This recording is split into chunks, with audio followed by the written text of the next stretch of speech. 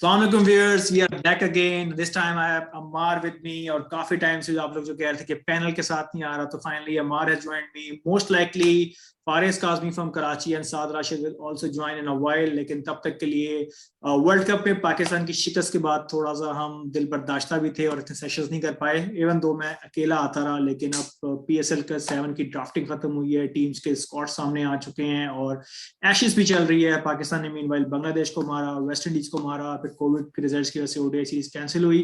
तो बीच बीच में बातें करते रहेंगे, लेकिन हॉट टॉपिक हमारा रहेगा पाकिस्तान सुपर लीग का जो ड्राफ्टिंग हुई है, उसके बाद कौन सी टीम में कौन से प्लेयर्स गए हैं, कौन सी रिटेंशन हुई है और कौन से प्लेयर्स ऑल्टरनेट दूसरी फ्रेंचाइज से दूसरी फ्रेंचाइज में एज अ ट्रेड गए हैं। तो इस सारी चीजों पे बात करने पे मेरे साथ मौजूद होंगे अमार। अस्सलाम वालेकुम, कैसे हैं आप? वालेकुम अस्सलाम। I am good. हमारे काफी टाइम बाद मुलाकात हो रही है और पीएसएल का लास्ट सीजन भी हमने कवर किया। और आई रिमेंबर के when I started the channel तो यू वर विद मी, और हमने पाकिस्तान साउथ अफ्रीका कवर की, पाकिस्तान न्यूजीलैंड कवर किया, वर्ल्ड कप कवर किया, और अगेन फिर वो साइकिल दोबारा स्टार्ट हो गया। पीएसएल 7 इज बैक और आपके साथ हम दोबारा मौजूद हैं। तो ड्राफ्टिंग जरूर आपने देखी होगी, अभी हम थोड़ी देर में स्क्रीन पे भी शेयर करेंगे जो स्क्वाड्स हैं, और प्लेयर टू प्लेयर हम डिस्कस भी करेंगे। तो ओवरऑल क्या समझते हैं हमारे पीएसएल 7? एक टाइम पे रमीज राजा कह रहे थे कि हमें ऑक्शन पे जाना चाहिए रादर देन ड्राफ्टिंग, लेकिन अभी वो चीज फिजिबल हुई नहीं है। मोस्ट लाइकली पीएसएल 8 पे हम ऑक्शन पे जाएंगे, जिस तरह आईपीएल में ऑक्शन होती है, प्लेयर्स की बोली लगती है। किस तरह का देखेंगे इस चीज को, कैसे रेट करेंगे? और अभी तक रमीज राजा का जो स्टांस रहा है पाकिस्तान की क्रिकेट बोर्ड की इनपुट पे, उसको कैसे लेके चलेंगे? ये उसके बारे में मैंने इतना ज्यादा स्टडी नहीं किया, लेकिन रमीज राजा बड़ा पैशनेट नजर आ रहा है, तो मेरे ख्याल से ओवरऑल ओवरऑल अच्छा ही जा रहा है। पाकिस्तान क्रिकेट बहुत बूम पे जा रही है इस वक्त, अगर देखा जाए। और पीएसएल ड्राफ्टिंग का मैंने उसमें भी ऑक्शन वाली पोजीशन बाद में आएगी पाकिस्तान पे। अभी तो ठीक है, फिलहाल के लिए तो ठीक है। अभी इतना जल्दी इतना बड़ा काम हो नहीं पाता, समटाइम्स बिल्कुल तो सही। ऐसा हो जाता है, आ जाता है हर चीज में। बिल्कुल सही है। तो हमारे 6 हमारी फ्रेंचाइज हैं, आपको पता है। Karachi Kings, Multan Sultan, Peshawar Zalmi, Lahore Qalandars, Quetta Gladiators and Islamabad United.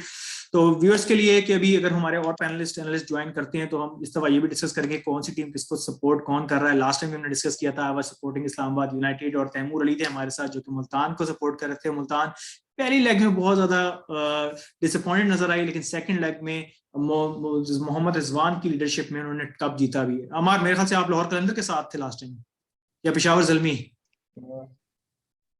हाँ, जर्मनी के साथ मैं ज्यादा था बिकॉज उसके प्लेयर्स मुझे कुछ ज्यादा पसंद थे, लेकिन चांसेस यही नजर आ रहे थे मुझे कि मुल्तान जो किसी तरीके से क्लिंच कर ही जाएगा, बिकॉज इस दफा दोबारा उसके डिस्कस पीछे और करेंगे। बहुत सारे फैक्टर्स थे जो कि मैं इस वक्त इस तरह डिस्कस नहीं करना चाहता। लेकिन लेकिन ये कि रिजवान को ओवरऑल मॉरल सपोर्ट इतनी ज्यादा मिल रही थी कि उसकी वजह से चांस बन रहा था उनका मुल्तान के और लिए। रिजवान का वैसे भी इनक्रेडिबल ईयर रहा है, लीडिंग रन स्कोरर हैं, और क्रॉस टी20 फॉर्मेट 2000 रन बनाना, it's not like piece of the cake. खैर, उस पर भी बात करेंगे। हमारा अभी हम स्टार्ट करते हैं स्क्वाड एनालिसिस पे, स्टार्टिंग फ्रॉम कराची किंग्स। और कराची किंग्स की बात की और साथ ही कराची से ज्वाइन कर लिया है फारिस काजमी ने। जैसे ही वो कनेक्ट होते हैं तो उनसे हम बातचीत स्टार्ट भी करते हैं। फारिस, अस्सलाम वालेकुम।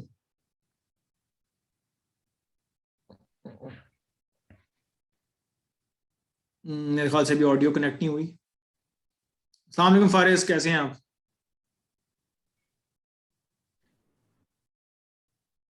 अस्सलाम वालेकुम Faris, can you hear us? वालेकुम सलाम। कैन यू हियर मी?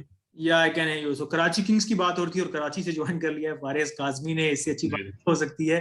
तो एजेंडा थोड़ा सा रिपीट करता हूँ व्यूअर्स के लिए कि अमार ने ज्वाइन किया हुआ था हमें 4-5 मिनट पहले, और मैंने आपको बताया कि फारिस भी ज्वाइन करेंगे हमें शॉर्टली, तो ही हैज जॉइंड अस। तो Faris, definitely PSS drafting has been completed, squad सारे कंप्लीट हो चुके हैं। तो थोड़ा सा एक एनालिसिस करने के लिए हम रिव्यू करेंगे स्क्वाड बाय स्क्वाड। और अभी हम पहले स्क्वाड की तरफ ही जा रहे थे, जो कि बेसिकली कराची किंग्स का है।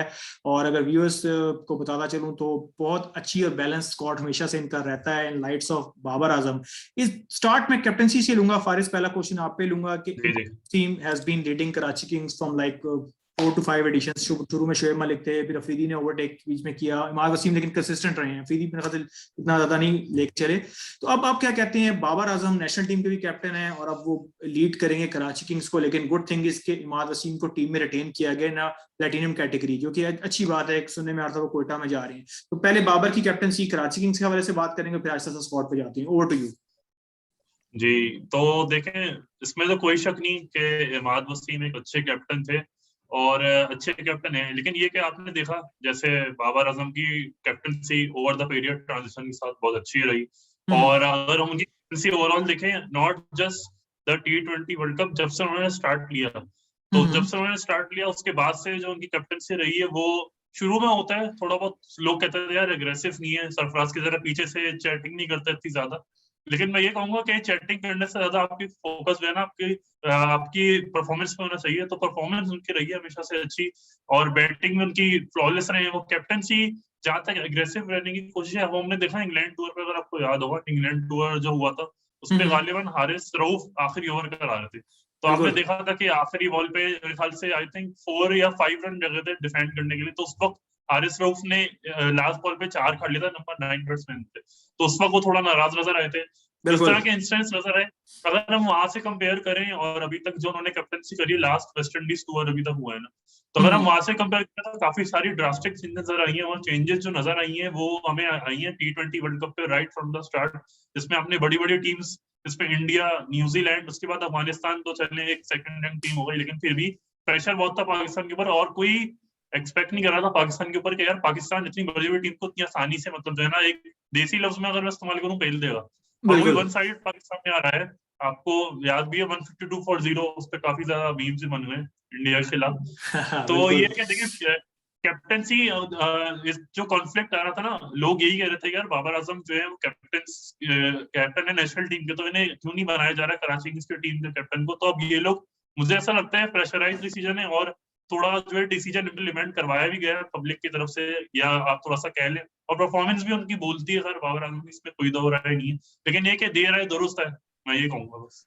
बिल्कुल ऐसा ही है। थोड़ा सा कॉन्फ्लिक्ट भी हमने देखा कि बाबर आजम का सुनने में आ रहा था कराची किंग को वो छोड़ के जा रहे हैं, कोई एयरवाइज से भी मसला चल रहा बिल्कुल है। चीजें सारी मेरे ख्याल से एकतरफा हो गई हैं, और आपकी वाली बात की पब्लिक डिमांड भी थी कि बाबर किंग नेशनल टीम को काफी अच्छा लेके चल रहे हैं काफी टाइम से, तो he deserve the captaincy of Karachi king. Karachi king कैसा खेले, बिल्कुल। बात पे आते हैं। थोड़ा सा व्यूअर्स को पूरा स्क्वाड दिखाता चलूं, अगर आपको स्क्रीन विजिबल हो रही है तो यू गाइस कैन सी के इस time Faris and Ammar, can you see the squads of Karachi King? जी जी बिल्कुल।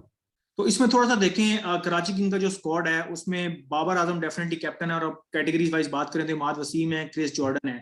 कितना इम्पैक्ट पड़ेगा अमार मोहम्मद आमिर का इस टाइम डायमंड कैटेगरी में जाने से? मेरे नहीं ख्याल लास्ट ईयर वो पता नहीं प्लेटिनम में थे भी कि, लेकिन एक अच्छा बॉलर होता है जो टीम को स्ट्राइक देता है, जिस तरह शाहीन वगैरह है। तो इस पे कुछ कैटेगरी वाइज बात करें तो प्लेयर्स में डेफिनेटली कुछ ये चीज तो चलती होगी कि मुझे प्लेटिनियम चाहिए, जिस तरह हसन अली के कुछ कॉन्फ्लिक्ट सुने थे पेशावर जलमी से कि ही वांट्स के मुझे कैप्टनसी मिले, या लेकिन इस्लामाबाद यूनाइटेड ने उनको as a platinum category retain किया, इवन दो शादाब उनके पास थे। तो what's your intake on that कि मोहम्मद आमिर को आप कैसे देख रहे हैं डायमंड कैटेगरी में?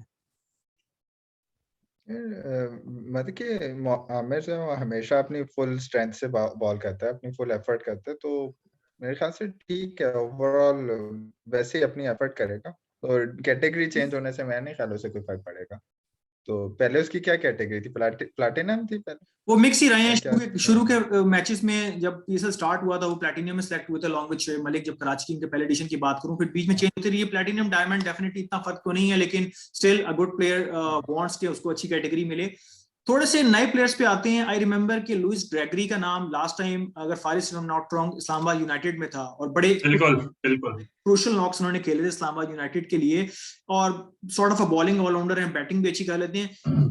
कैसे देख रहे हैं कि आपकी टीम है, बीच में मैं मार से भी पूछूंगा इस टाइम वो किसको सपोर्ट कर रहे हैं, मैं अपना भी बताऊंगा, मैंने भी इस दफा टीम थोड़ी चेंज की है। तो लुइस ग्रेगरी कराची किंग में कैसा देख रहे हैं आपके? वाइटल होगा इनका?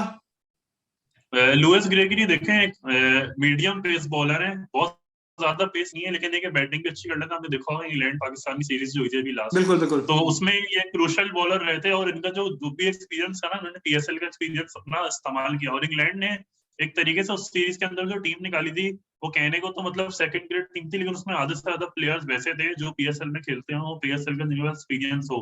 इनमें लुइस ग्रेगरी थे, और दो तीन थे प्लेयर, अभी मेरे जहन में नहीं आ रहा, लेकिन काफी सारे इस तरह के प्लेयर थे जो कि उन्होंने वहां से यूटिलाइज करके पाकिस्तान के खिलाफ उतारे थे। तो ये कि अच्छे एक एडिशन है। एक और ऑलराउंडर मैं कहूंगा इनको मिल गया कराची किंग्स को, लुइस ग्रेगरी की शक्ल में। जैसे ऑलराउंडर्स की भरमार है, वैसे देखा जाए आमिर यामीन भी एक अच्छे ऑलराउंडर है, उमैद आसिफ भी sort of allrounder, not a मतलब very good timer of the ball, very of the good timer of the bat in fact beg your pardon. लेकिन ये कि बैटिंग कर लेते हैं आखिरी नंबर्स पे। और इसके अलावा अगर हम देखें तो मतलब सही है, इमाद वसीम भी एक ऑलराउंडर कैटेगरी में, मोहम्मद नबी हाँ भी वही एक all-rounder फारिस में ओवरऑल पे आ रहा था क्योंकि हमने 6 स्क्वाड डिस्कस करने मोर और लेस। बाकी टीम जो है बिल्कुल। इतनी कोई चेंज नजर नहीं आ रही। शकील खान के पास लास्ट टाइम बिल्कुल यास ने काफी अच्छी बॉलिंग की थी। जॉर्डन का थोड़ा सा वो था लेकिन जॉर्डन को उन्होंने रिटेन किया और प्लेटिनियम कैटेगरी में रहा। तो डेप्थ और बॉलर्स के लिए मेरे ख्याल से जॉर्डन काफी इफेक्टिव रहेंगे। इवन दो अगर हम बिल्कुल सेमीफाइनल देखें इंग्लैंड और न्यूजीलैंड का थोड़ा सा वो शेकी नजर आया, उसकी वजह से इंग्लैंड को मैच कॉस्ट पड़ा, बट इट्स T20 होता है। लेकिन कराची टीम के लिए काफी बिल्कुल।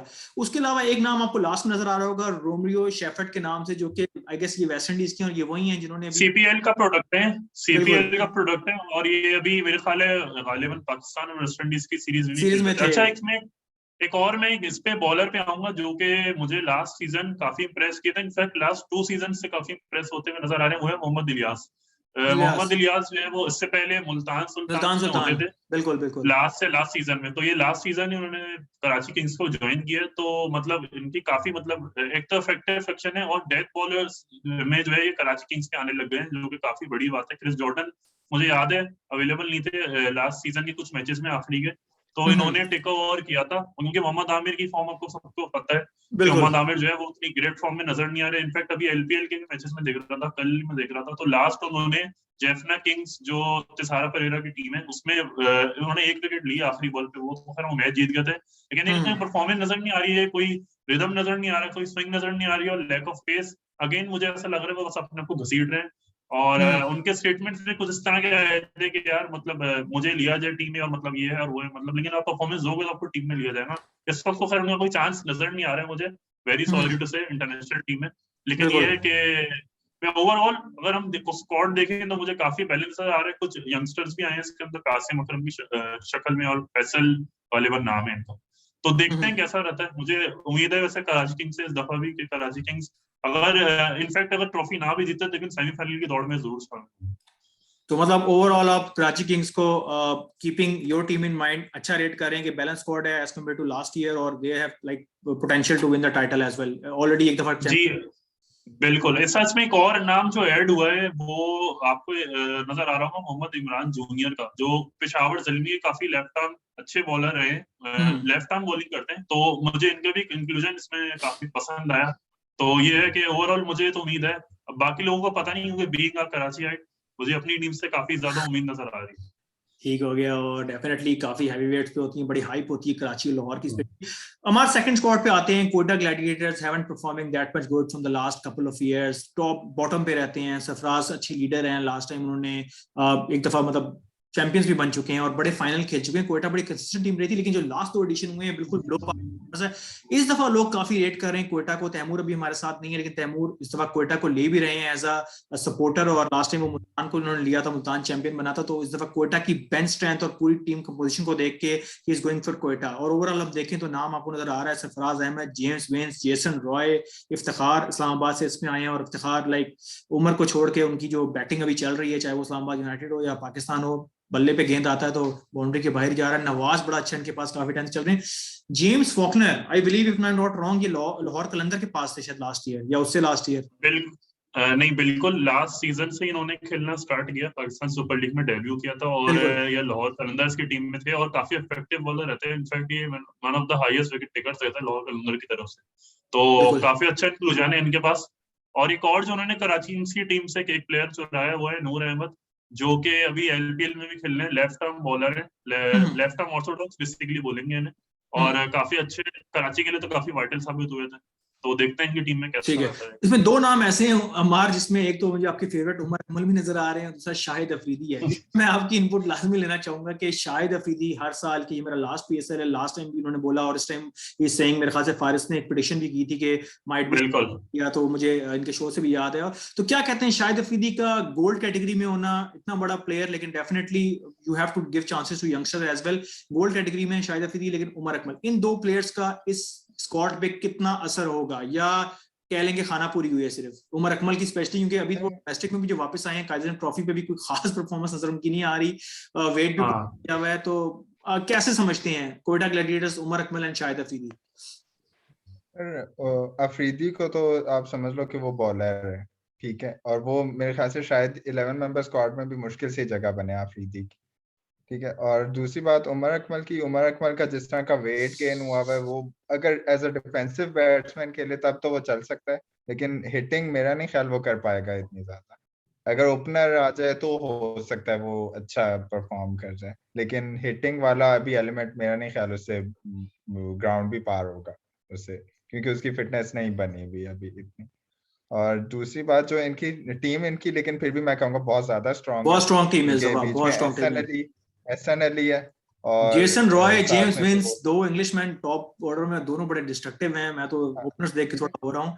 और अगर आप नवाज को देखो, हाँ, नवाज बहुत नवाज। डिस्ट्रक्टिव किस्म का प्लेयर है इस वक्त अगर देखा जाए एक नाम फारिस तो बड़ा वो इंटरेस्टिंग है, जो कि नवीनुल हक का है। और आई रिमेम्बर कि नवीनुल हक बिल्कुल जी का थोड़ा पट्टा भी पीछे रहा हुआ है, जो पता नहीं कौन एलपीएल में हुआ था, आईपीएल में हुआ था। एलपीएल में हुआ था। तो अब ड्रेसिंग रूम भी उसके शेयर साथ करेंगे। नवीनुल हक जो अफगानिस्तान के बॉलर हैं, जिन्होंने पाकिस्तान और अच्छा अफगानिस्तान के साथ एक बड़ा अच्छा ओवर निकाल लिया था, मैच फंस गया था, फिर जन्नत को 4 छक्के मारे आसिफ अली ने। हाँ, बेसिकली थोड़ा सा मैं व्यूवर्स के लिए थोड़ा सा बैकग्राउंड में लेके जाऊँ। ये बात ये हुआ था बेसिकली, गॉल ग्लैडिएटर्स क्वेटा ग्लैडिएटर्स की टीम है और बिल्कुल उनके खिलाफ मैच हो रहा था। तो ये थे मेरे ख्याल है कोलंबो के अंदर थे, कोलंबो स्टार्स, कौन सी टीम थी गालिबन, इस वक्त मुझे बिल्कुल। कंफर्म नहीं याद आ रहा है।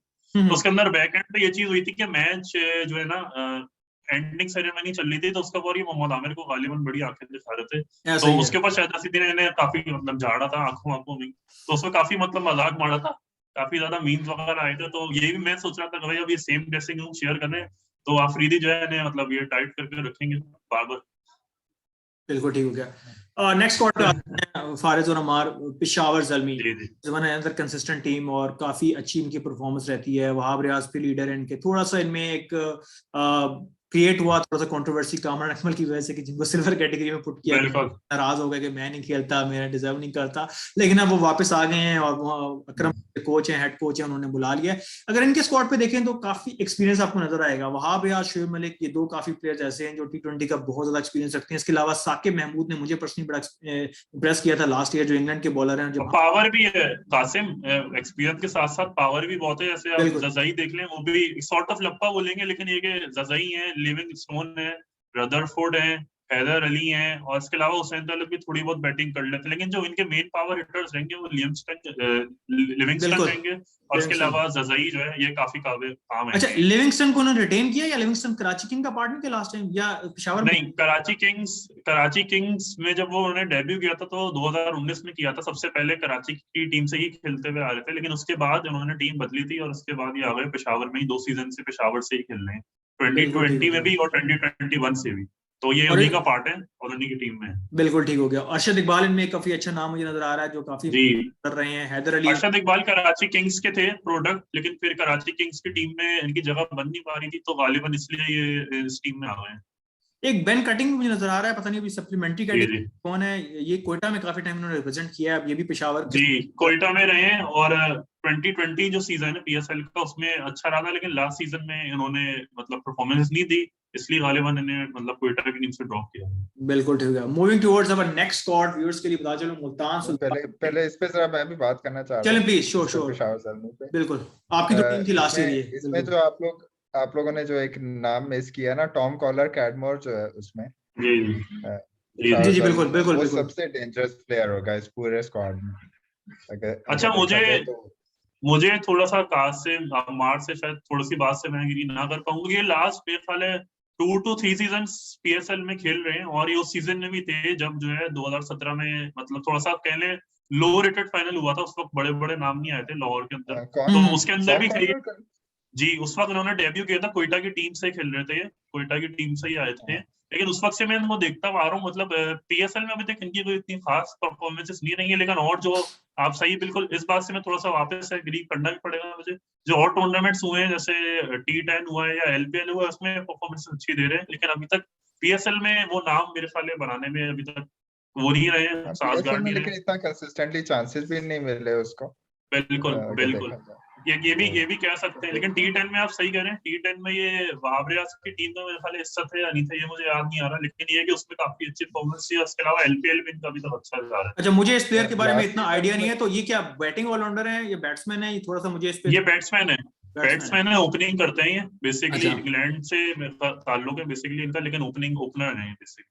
नहीं, ये मेरे ख्याल से ऑलराउंडर है टॉम कॉलर कैडमोर, बहुत अच्छा, मैं वही अच्छा, कहूँ, मैं हम मिक्स ना कर रहे हो प्लेयर को, मुझे भी थोड़ा डाउट लग रहा है। जो भी ज्यादातर मतलब कह सकते हैं ऑलराउंडर, लेकिन बैटिंग ऑलराउंडर मेरी नजर में अगर आप देखें, जितना मैंने इनको इसने फॉलो सिर्फ किया एक ही बैटिंग सीजन खेला है जहां तक मुझे याद है ना, वो भी हाफ खेला था। मुझे हाँ, जितना याद पड़ा। अच्छा, नहीं, मुझे जहां तक मेरी नॉलेज है, जहां तक मेरी नॉलेज है, तो मुझे ये है कि लास्ट 2 सीजन से तो खेल रहे हैं। ऐसे इससे पहले मैंने आपको बताया कि 2017 में खेले थे, 20 में इन एंड आउट रहे थे, तो ये सीन है इनका। बिल्कुल ठीक हो गया, और व्यूअर्स के लिए बता चलें, इस पे हम दोबारा चेक करेंगे कि इनका क्या स्टांस है। ये बैट्समैन है, ऑलराउंडर है, और आपको अपडेट देंगे बहुत जल्दी। अब moving towards another defending champion जो कि मुल्तान सुल्तान। पहला लेग बड़ा खराब गुजरा लास्ट ईयर, और इस दफा उन्होंने कमबैक किया, और Rizwan one of the best in the business, चाहे वो T20 के लीडिंग रन स्कोरर हो, चौके हो, छक्के हो, हर जगह छाए पड़े हैं, तो टूर्नामेंट में जितवा गए हैं। इनका स्कोर भी फारिस मोर और लेस बहुत ही बैलेंस नजर आ रहा है। अनवर अली की भी इंडक्शन हो गई है। इसके अलावा इनमें अगर आप देखें तो मोहम्मद रिजवान खुद ट्रैफिक फॉर्म में, राइली रसू, टिम डेविड की भी इंडक्शन हुई है, सुहेल मकसूद काफी लंबे छक्के मारते हैं, इमरान ताहिर है इनके पास, शान मसूद मतलब एक प्लेयर है जो लेके चल सकता है, रुमान रईस बड़ा सरप्राइजिंगली मुझे लगा इस्लामाबाद की वो बॉलिंग कोच बन चुकी है, लेकिन इनके स्क्वाड में उनका देख के थोड़ा सा मुझे सरप्राइजिंग लगा। आसिफ अफरीदी, बिल्कुल, sure about Asif Afridi, I haven't watch him के ये कैसे हैं। बाकी ओवरऑल अब्बास अफरीदी भी आ गए इनके पास, तो काफी ज्यादा अफरीदी इनमें नजर आ रहे हैं, लेकिन ओवरऑल देखा जाए तो बैलेंस स्क्वाड नजर आ रहा है। पहले 4-5 प्लेयर ही इतनी हैवी वेट है जो मैच विनर नजर आते हैं। क्या कमेंट्स होंगे बिल्कुल। आपके 2-3 लाइनों में मुल्तान सुल्तान के ऊपर, फिर हमार की तरफ आता हूँ। मुल्तान सुल्तान का भी मुझे ये मतलब कि बैलेंस स्क्वाड नजर आ रहे हैं इनका मुझे बहुत ज्यादा। बाकी ये है कि इसके अंदर जो प्लेयर्स मुझे ऐसा लग रहा है कि इन्होंने कुछ आधी इधर उधर टीम से रिटेंशन लिए, कुछ जो है वो मतलब मिल बांट कह लें आप, कुछ ऐसे प्लेयर्स मुझे इस तरह के नजर आ रहे हैं। ऐसे सोहेब मकसूद है, सोहेब मकसूद ऑल दो मुल्तान में रहे हैं, लेकिन इससे लास्ट सीजन में पेशावर में भी रहे, इन एंड आउट रहे। बाकी रुमान रईस, इनकी काफी अच्छी इंक्लूजन नजर आ रही है। बाकी मुजर्रा बानी तो लास्ट सीजन उन्होंने रिटेन किया है। बाकी इनकी जो फाइन थी, और जो इनकी फाइन जो इंटरनेशनल क्रिकेट में आ चुकी है, वो है शाहनवाज शाहनवाज धानी, दानी, बिल्कुल बिल्कुल, जो कि काफी सेंसर और ताल्लुक मेरे ख्याल इनका से रहा लीडिंग था। लीडिंग विकेट टेकर भी थे लास्ट टाइम के। बिल्कुल, बिल्कुल, तो ये इनके लिए काफी मतलब जो है अच्छे साबित हुए। बाकी एक और जो इनकी रिटेंशन कह लें, या इन्होंने एक्सचेंज में प्लेयर लिया, वो लिया अनवर अली। तो देखते हैं अनवर अली और रुमान रईस, मुझे इंतजार है कि कैसा खेलेंगे। रुमान रईस बैक फ्रॉम इंजरी, जो कि अच्छी परफॉर्मेंस देते हुए आ रहे थे वैसे तो, अपने जो भी मैचेस खेल रहे थे, लेकिन ये कि देखना पड़ेगा कैसी बॉलिंग करते हैं। वैसे आई इस्लामाबाद वाज, यूनाइटेड काफी अच्छा पार्ट रहे हैं। मैं काफी सरप्राइज हुआ कि अनवर अली को रिलीज किया है कोयटा ने, क्योंकि अनवर अली अगर बिल्कुल। और उमर अकमल से तो इज फार बेटर, बैटिंग भी कर लेते हैं और बॉलिंग भी कर लेते हम्म, हैं। माइट भी उमर अकमल की शायद जगह बनानी थी, लेकिन अनवर अली को और सरफराज से क्लोज बड़ी भी हैं, तो उसलिए मुझे बड़ा बिल्कुल। अनवर अली को रिलीज। नहीं, बेसिकली जो सीन नजर आया ना मुझे, इसके पीछे सीन नजर ये आया कि इनकी जो है ना परफॉर्मेंसेस अभी तक रही नहीं है। लास्ट सीजन में जब भी खेलते हुए आ रहे हैं ना, तो परफॉर्मेंस इनकी रही नहीं है कुछ। तो मे बी उनके, अगर आप इसको बैटिंग ऑर्डर का फेलियर कह लें या कुछ और कह लें, लेकिन परफॉर्मेंस रही नहीं है, इसलिए मेरे ख्याल से रिलीज किया गया, वरना ये रिलीज होते ही नहीं। और मजे की बात यह है, मैं आपको ये बता दूं कि कोयटा ग्लैडिएटर्स की टीम है एक और, तो गॉल ग्लैडिएटर्स उसके अंदर ये है, ये खेल रहे हैं, दोनों बिल्कुल, स्क्वाड मैं से भी खेल रहे इसी पॉइंट पे आ रहा था, बिल्कुल, कि गैल ग्लैडिएटर्स का ये पार्ट है। मूविंग टुवर्ड्स बिल्कुल। स्क्वाड, अमार आपसे इस पे स्टार्ट करूंगा। मेरा लास्ट टाइम का स्क्वाड था इस्लामाबाद यूनाइटेड, फाइनल तक तो रसाई हासिल नहीं कर पाए थे, लेकिन बड़े कंसिस्टेंट रहे थे, ऑलमोस्ट सारे मैचेस अपने स्टार्ट के जीते थे, और लेकिन आखिर में जाकर इनको ढूस लगी और बाहर हो गए। तो इस दफा भी देखा जाए तो इनकी टीम मेरे ख्याल से 9वें-10वें नंबर तक इनकी बैटिंग चलती है, और ऑलराउंडर्स भरे पड़े हैं। आप देख लें, Shadab Khan, Asif Faheem, Colin Munro, Alex Hales, Paul Stirling, मतलब बड़े बड़े नाम मौजूद हैं। अगेन कंसिस्टेंसी की बात है, अगर आप गैलप होकर खेलेंगे तो ये टीम आगे जा सकती है। आजम खान इसमें एक नाम नया नजर आ रहा है, जो कोयटा से ट्रेड हुआ है इफ्तिखार के साथ। तो कितना वाइटल होगा आजम खान का यहाँ आना, क्योंकि इफ्तिखार को तो हम जानते हैं कि पावर रेटिंग वैसे आजम खान भी ज्यादा पीछे नहीं, लेकिन वो एक्सपोजर नहीं है जो इफ्तिखार वाला है।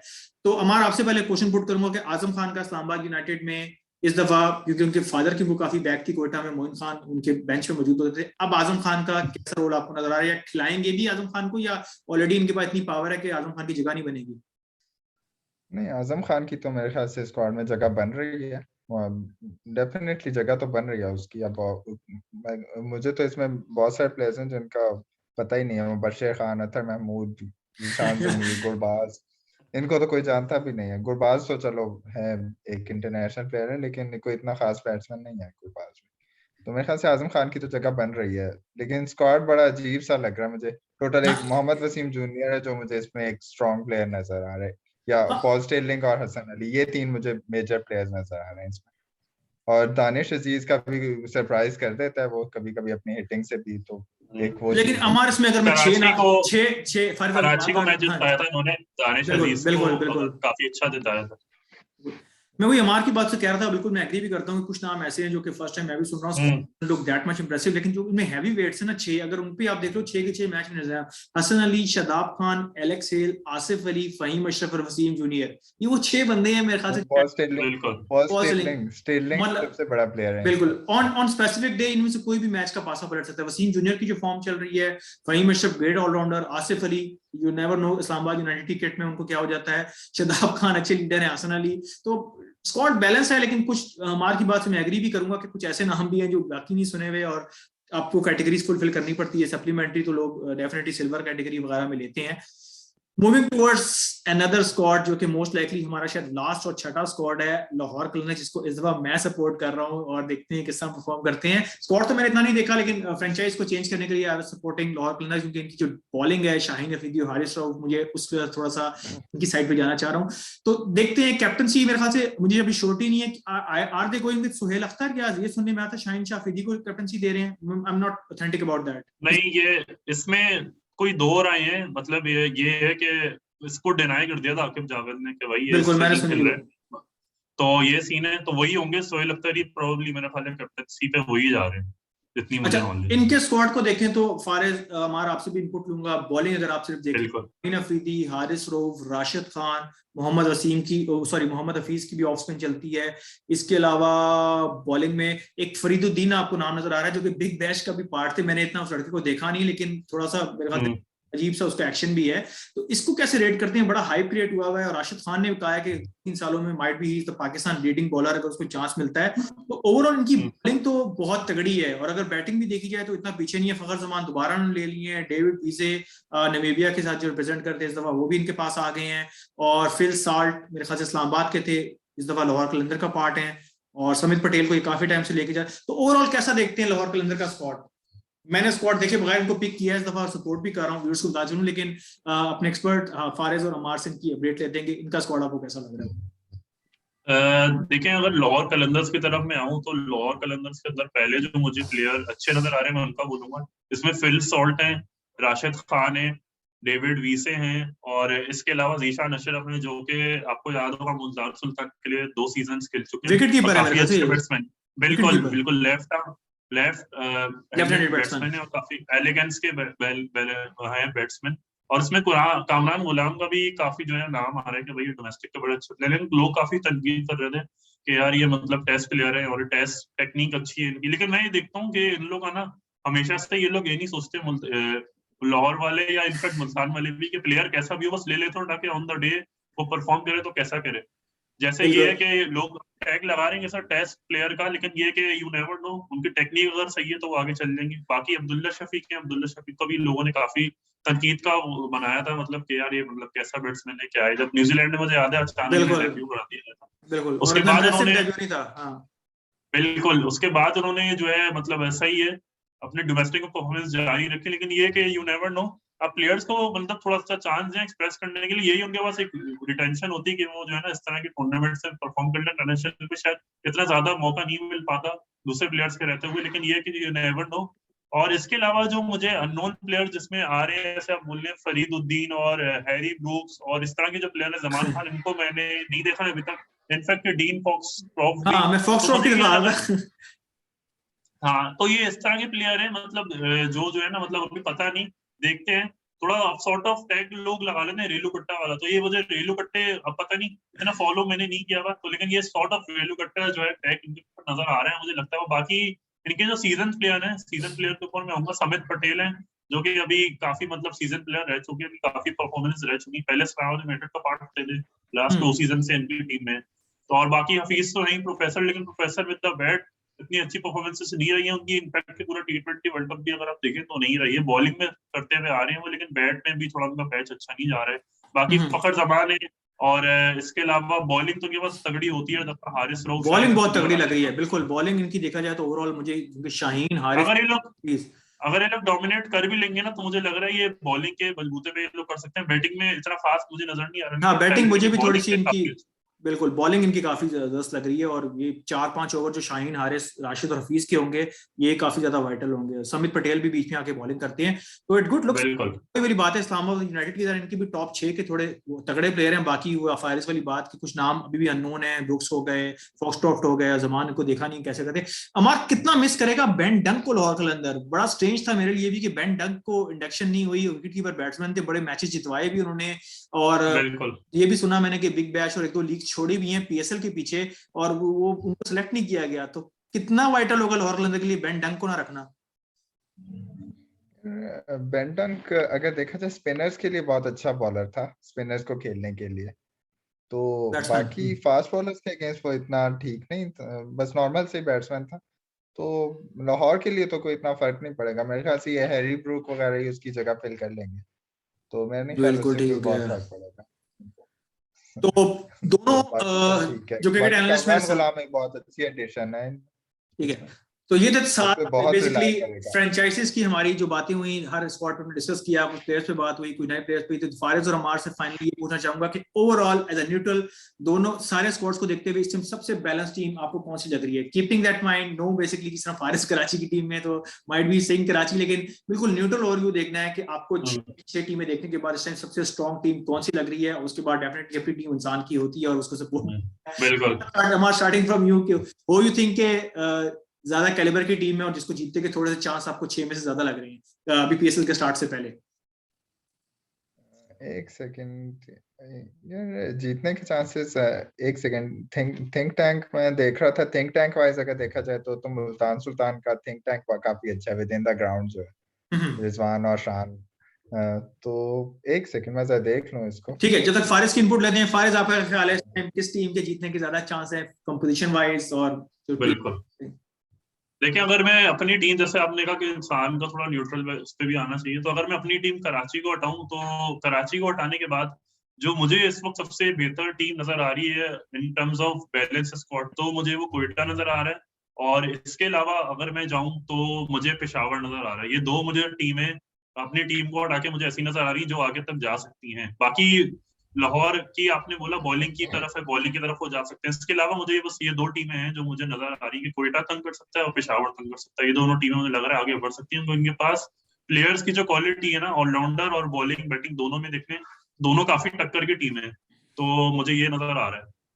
बिल्कुल ठीक हो गया। और अमार के व्यू से पहले मैं अपनी फीडबैक दे दूं, मुझे भी बिल्कुल फारिस की तरह कोयटा इस टाइम बहुत बैलेंस नजर आ रही है। रीजन बीइंग के जो उनके स्टार प्लेयर्स हैं और बीच में जो ऑलराउंडर हैं, और बॉलिंग भी कोई इतनी, पहले मैं समझता बॉलिंग थोड़ा उनका वीक एरिया होगा, लेकिन नमील हक भी अच्छे बॉलर हैं। इसके अलावा शाहिद अफरीदी के 4 ओवर बड़े अच्छे होते हैं, सोहेल तनवीर इनके पास, नसीम शाह इनके पास, मोहम्मद हसनैन है इनके पास। हसनैन मैं पर्सनली इतना लाइक नहीं करता, he used to like hit the turf hard, वो थोड़ी सेंस से बॉल करें तो अच्छे बॉलर बन सकते हैं, लेकिन नसीम इज गुड। और सोहेल तनवीर काफी एक्सपीरियंस बॉलर हैं, शाहिद अफरीदी काफी अच्छे हैं। तो ये टीम एक वाइड टीम है जो, अगर मैं लाहौर की सपोर्ट से हट के बात करूं, तो मुझे भी लग रहा है कि इस दफा इन्होंने 2 साल की जो गलतियां की हैं उस पर फायदा उठाया है और एक अच्छा वेल यूनिट नजर आ रहा है। और नवाज भी इनके पास। अच्छा कासिम, थोड़ा सा मैं मतलब आपको इंटरप्ट करूंगा। मुझे ये भी नजर आ रहा है कि कहीं गुट्टा के साथ ये ना हो जाए, मतलब इंग्लिश में एक काफी ज्यादा जो है ना कहावत होती है, too many breads spoil the need. तो मुझे ये लग रहा है कि ये ना इनके साथ हो जाए, मतलब जो है ना सारे अच्छे प्लेयर्स उन्होंने उठा लिए, लेकिन ये कि ये तो सारे प्लेयर्स उठा लिए, कोई सा भी प्लेयर तो ना परफॉर्म करे सिवाय 1-2 पे, तो ये भी मुझे कहानी नजर आ रही है। लेकिन ये कि मैं चाहता हूँ कि अगर कराची की टीम ना भी जीते, तो मैं चाहूंगा कि कोयटा या पेशावर में से कोई एक टीम मुझे लग रहा है ऊपर आनी चाहिए इस दफा, क्योंकि इनके स्क्वाड जो है काफी ज्यादा अच्छे लग रहे हैं, बैलेंस स्क्वाड नजर आ रहे हैं मुझे। तो देखते हैं बाकी कैसा रहता है। मैं तो फारिस बीइंग पाकिस्तान ये चाह था कि कोई नया चैंपियन आया। इस्लामाबाद 2 दफा जीत चुका है, अच्छी जीत चुका है। पेशावर इसी रीजन की वजह से मैं लाहौर के साथ गया कि मेरे ख्याल से लाहौर ही रह गया सिर्फ, शायद मुल्तान। बिल्कुल, लेकिन वही वाली बात है ना, हाँ वही वाली बात है कि मतलब टीम तो सारी हमारी, लेकिन लाहौर का, जैसे मैंने अपनी बात करें, अगर रियलिटी चेक देना आपको बेसिकली, तो रियलिटी चेक यही है कि स्क्वाड जो है ना इनका मुझे इतना ज्यादा इम्प्रेसिव नहीं लग रहा है। बाकी टीम तो आपकी है तो आप सपोर्ट करेंगे, लेकिन अगर मैं ज्यादा न्यूट्रल बंदा अगर मैं देखूँ ना, तो स्क्वाड से मुझे मतलब थोड़ी एग्रीमेंट अभी तक नहीं नजर आ रही है। स्क्वाड की बेसिस पे अगर आप पूछेंगे तो आई थिंक अमार भी आपसे एग्री करेंगे कि कोयटा मेरे ख्याल है सब ज्यादा बिल्कुल अमार का व्यू हम ले रहे थे। अमार क्या समझते हैं, आपने स्क्वाड्स को रिव्यू किया, कौन सी आपको लग रहा है कि यूनिट वाइज सबसे स्ट्रॉन्ग टाइम लग रहा है? कीपिंग ऑल में अगर आप इसको देखो ना, कोयटा को अगर, अब दो चीजें होती है, एक तो ये कि अगर बॉलिंग पिच हुई ना तो बॉलिंग पिच पे डिफरेंट सिनेरियो होगा और बैटिंग पिच पे डिफरेंट होगा। बॉलिंग पिच के लिहाज से अगर मैं देखूंगा तो मुझे सबसे स्ट्रांग वो नजर आ रहा है इस्लामाबाद। बिल्कुल इस्लामाबाद यूनाइटेड। इस्लामाबाद नहीं, वो वाला कौन सी है, नहीं वो टीम कौन सी है, लाहौर। उस वजह से अगर मैं बॉलिंग के पॉइंट ऑफ व्यू, हाँ बिल्कुल, लोअर कलंदर्स की लाहौर के बॉलर्स बहुत ज्यादा स्ट्रांग है।